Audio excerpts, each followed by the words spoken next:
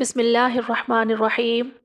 اس video میں ہم اس بدنصیب کا ذکر کریں گے جس کو اللہ تعالیٰ نے بادشاہت و سلطنت عطا فرمائی اور اس پر فضل و انعام فرمایا، لیکن اس نے کفران نعمت کیا اور اس کی ربوبیت کا انکار کیا، اپنے رب تعالیٰ کے سامنے سرکشی کی اور اس کے سامنے تکبر کیا، تو اللہ تعالیٰ نے اس سے نعمت کا لباس لے لیا اور اس کو ذلیل و رسوا کیا۔ اللہ تعالیٰ نے اس کی پیدائش کو بڑا حسین بنایا، اس کو شرافت و بزرگی بخشی، اس کو زمین اور آسمان دنیا پر بادشاہت عطا فرمائی اور اس کے ساتھ ساتھ جنت کی حفاظت و دربانی کے اعزاز سے بھی نوازا، لیکن اس نے اپنے رب کے سامنے تکبر کیا اور ربوبیت کا دعویٰ کر بیٹھا اور اپنے ماتحتوں کو اپنی عبادت کی طرف بلایا، تو اللہ تعالیٰ نے اس کو دھتکارے ہوئے شیطان میں بدل دیا، اس کی خلقت کو بگاڑ دیا، تمام اعزازات اس سے چھین لیے، اس پر لعنت فرمائی اور اس کو اپنی جنت سے نکال دیا، اور آخرت میں اس کا اور اس کے گروہ و متبعین کا ٹھکانہ دوزخ قرار دیا۔ ہم اللہ تعالیٰ کی پناہ مانگتے ہیں اس کے غضب سے اور اس عمل سے جو اس کے غضب کا سبب بنے، اور عطائے نعمت کے بعد اس کے چھن جانے سے بھی پناہ مانگتے ہیں۔ ابن جریج سے روایت ہے کہ حضرت عبداللہ بن عباس نے فرمایا، ابلیس ملائکہ کے سرداروں میں سے تھا، قبیلہ کے اعتبار سے ان میں سب سے زیادہ معزز تھا، بہشت کے باغات پر نگران تھا اور اس کے لیے آسمان، دنیا اور زمین پر بادشاہت تھی۔ ایک دوسری روایت میں ابن عباس رضی اللہ تعالیٰ عنہ فرماتے ہیں، فرشتوں کا ایک قبیلہ جنات میں سے تھا اور ابلیس کا تعلق اسی قبیلہ سے تھا، اور آسمان و زمین کے درمیان وہ ناظم و نگران تھا۔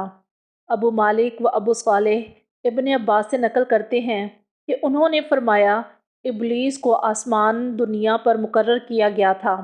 اور اس کا تعلق فرشتوں کے اس گروہ سے تھا جنہیں جن کہا جاتا ہے، اور ان کا نام جن اس لیے رکھا گیا کہ یہ جنت کے محافظ و نگران تھے، اور ابلیس بھی اپنی بادشاہت کے ساتھ ساتھ جنت کا محافظ و نگران تھا۔ ضحاک بن مزاحم اللہ تعالیٰ کے فرمان فَسَجَدُوا إِلَّا إِبْلِيسَ كَانَ مِنَ الْجِنِّ کی تفسیر میں ابن عباس رضی اللہ تعالیٰ عنہ کا یہ قول نقل کرتے ہیں کہ انہوں نے اس کی تفسیر میں فرمایا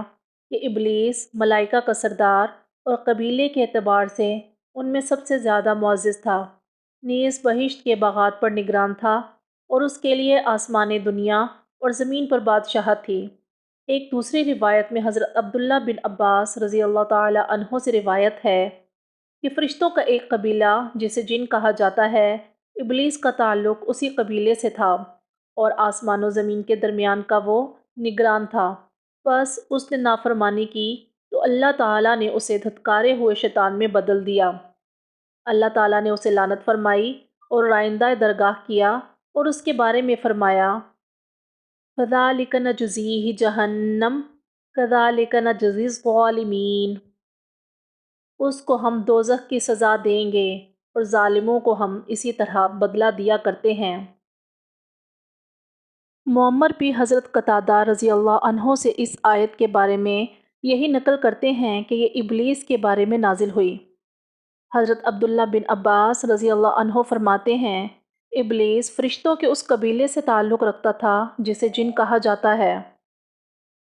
اس قبیلہ کے فرشتوں کو آگ کی گرم لو سے پیدا کیا گیا تھا۔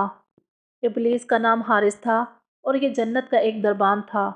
اس قبیلہ کے علاوہ باقی تمام فرشتوں کو نور سے پیدا کیا گیا ہے، اور جنات جن کا ذکر قرآن کریم میں آیا ہے، خلق الجان من مارج من نار، اس آیت کے مطابق انہیں آگ کے بھڑکتے ہوئے شعلے سے پیدا کیا گیا اور انسان کو مٹی سے پیدا کیا گیا ہے۔ شروع میں جنات زمین پر ہی رہتے تھے، انہوں نے زمین پر فساد کیا، خون بہایا اور ایک دوسرے کو قتل کیا، تو اللہ تعالیٰ نے ان کی سرکوبی کے لیے ابلیس کو فرشتوں کے ایک لشکر کے ساتھ بھیجا۔ یہ وہی لشکر تھا جسے جن کہا جاتا ہے، تو ابلیس اور اس کے لشکر نے ان سے لڑائی کی اور انہیں دور دراز پہاڑوں کی طرف بھگا دیا۔ تو جب ابلیس نے یہ کارنامہ سر انجام دیا جسے کوئی سر انجام نہیں دے سکتا تھا،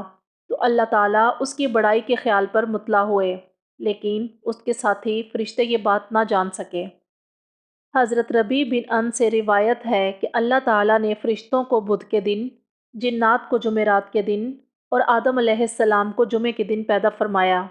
جنات کی ایک جماعت نے زمین میں ناشکری اور کفر کیا تو اللہ تعالیٰ نے ان کی سرکوبی کے لیے فرشتوں کی ایک جماعت کو بھیجا۔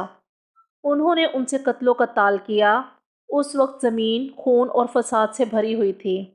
ابلیس کی گمراہی کے اصل سبب میں اہل علم کا اختلاف ہے۔ ایک قول تو یہ ہے زمین پر موجود جنات نے اللہ تعالیٰ کی نافرمانی کی اور فساد کیا تو ابلیس نے ان سے مقابلہ کر کے انہیں جزیروں اور پہاڑوں کی طرف بھگا دیا، جس سے اس کے دل میں غرور پیدا ہوا اور اس نے خیال کیا کہ اسے ایک ایسی فضیلت حاصل ہو گئی ہے جو کسی اور کو حاصل نہیں۔ دوسرا قول بھی حضرت عبداللہ بن عباس رضی اللہ عنہ سے منقول ہے کہ ابلیس آسمان و دنیا، زمین اور ان کے درمیان تمام علاقے کا بادشاہ اور منتظم تھا، جنت کا محافظ اور نگران تھا، عبادت الہی میں بہت زیادہ مشقت اٹھاتا تھا، اس لیے خود پسندی کا شکار ہوا اور اپنے لیے فضل و کمال خیال کرنے لگا اور بالآخر اللہ تعالیٰ کے سامنے تکبر کیا۔ احمد بن خمیسہ کی روایت میں ہے کہ ابلیس نے کہا مجھے فرشتوں پر فضیلت حاصل ہے،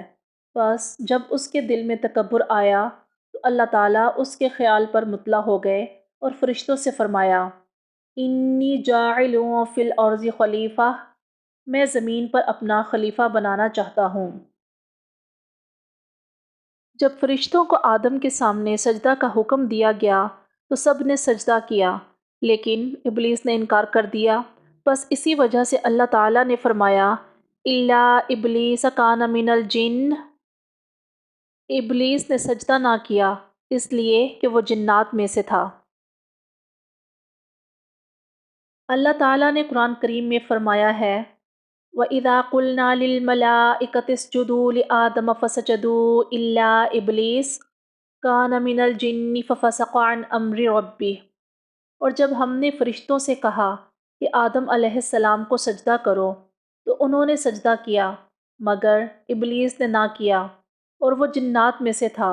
اس نے اپنے رب کے حکم کی نافرمانی کی۔ اس آیت میں ابلیس کی نافرمانی کا ذکر ہے تو یہ کہنا بھی درست ہے کہ یہ نافرمانی اس لیے ہوئی کہ وہ جنات میں سے تھا، اور یہ کہنا بھی درست ہے کہ یہ نافرمانی اس لیے ہوئی کہ کثرت عبادت، زیادتی علم، آسمان و زمین کی بادشاہت اور باغات بہشت کی نگرانی و دربانی کی وجہ سے طبیعت خود پسندی کا شکار ہو گئی۔